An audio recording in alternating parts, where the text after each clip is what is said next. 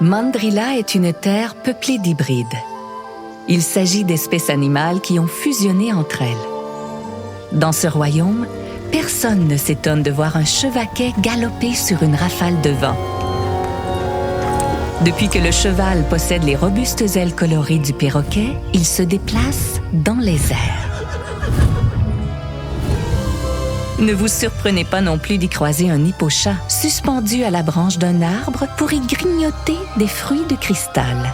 L'hippocampe, qui peuplait jadis le royaume d'Océalis, a accès aux délices de la forêt depuis la Grande Fusion. Un événement des plus mystérieux.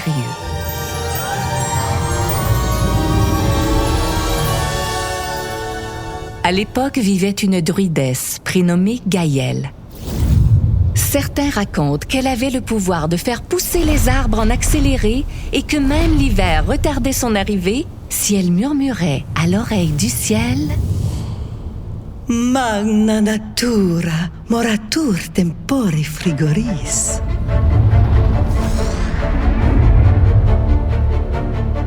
Un jour, les oracles et les chamans du royaume ont commencé à mourir de manière inexpliquée. Pour faire face à la menace, une poignée d'humains, nommés les Rassembleurs, ont généré la Grande Fusion. Pour résister à cette malédiction, nous devons unir nos forces. Fusionnons les espèces entre elles. Nous pourrons mieux nous protéger. Nous devons être discrets. Même les nôtres ne doivent pas savoir. Mais lorsque d'impressionnantes créatures, comme les gigantesques pangons, ont commencé à pointer le bout de leur museau aux portes des villages, la population a cédé à la panique. Repoussez-les! D'où viennent ces bêtes? Aïe aïe aïe, on dirait des dragons ponts. Ils ont pas l'air pacifiques. Il faut protéger nos enfants! Alors, tous les humains se sont réfugiés sous de grands dômes protecteurs. On n'en sortait qu'en de rares occasions et lourdement armés. Pour sa part, Gaïel s'est isolée dans la forêt, confirmant ainsi les rumeurs qui circulaient à son sujet. La druidesse a éliminé ceux dont les facultés magiques grandissaient parce qu'ils menaçaient de la détrôner. Elle a même changé d'identité. Elle se fait appeler Shakumi, la déesse mauve. Shakumi, ce nom me donne la chair de poule. Voyant l'ingéniosité des rassembleurs, Shakumi a riposté en créant le Grand Retour. Elle a, à son tour, fusionné certaines espèces pour en faire des soldats diaboliques, comme le puce-ours, cet hybride mi-puceron, mi-ours qui, malgré sa petite taille, cause des blessures mortelles avec ses griffes et ses dents pointues.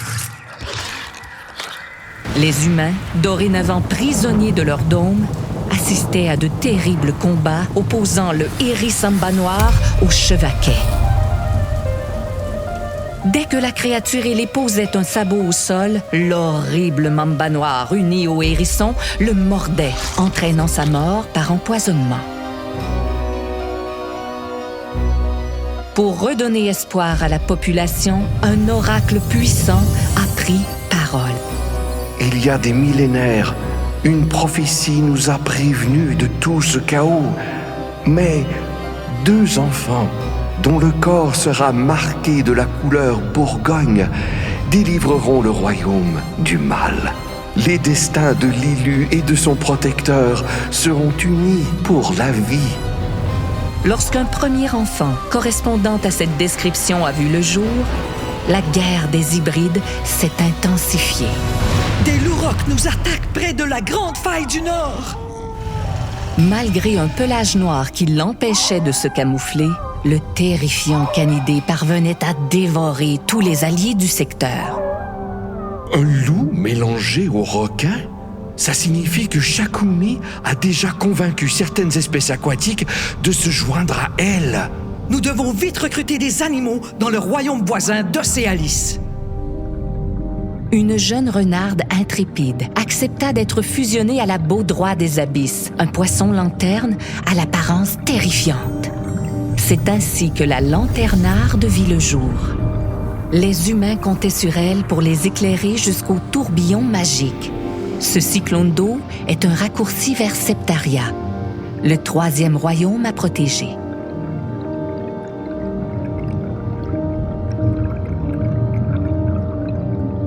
L'armée de Shakumi a tenté par tous les moyens de contrecarrer leur plan.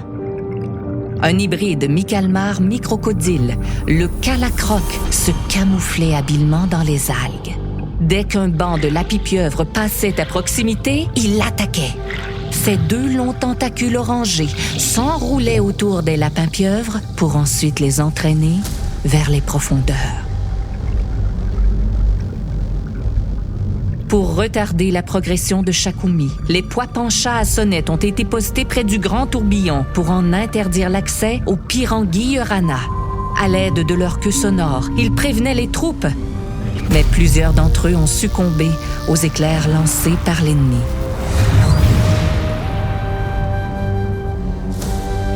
Tout ce déploiement d'énergie n'a servi à rien.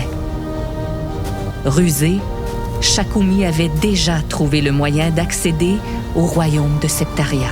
De Mandrilla, elle a traversé le désert du Scarabus. Aucun humain n'est ressorti vivant de cette terre aride et sauvage. Mais Shakumi n'avait plus rien d'humain. Elle y a donc élu son quartier général avec l'aide des légons, ces lézards-dragons sanguinaires. Seuls de rares alliés, comme les poimeaux, créatures mi-poisson, mi-chameau, servaient de guetteurs aux limites des dunes brûlantes. Un jour, un lapin-fenec, le Pinec, vint à leur rencontre pour partager une heureuse nouvelle. Un enfant est né dans la forêt de Mandrilla. Il a les cheveux rouges, comme l'annonce la prophétie. Retourne là-bas et ordonne qu'on mette l'enfant en sécurité sous un dôme. Exigea le poimeau. Un vautour-lion qui les espionnait a rapporté l'essentiel de leur conversation à la déesse mauve. Le 2e enfant est né. Comment s'appelle-t-il? Zalou, maîtresse. Il s'appelle Zalou. Zalou. Je t'attendais avec impatience.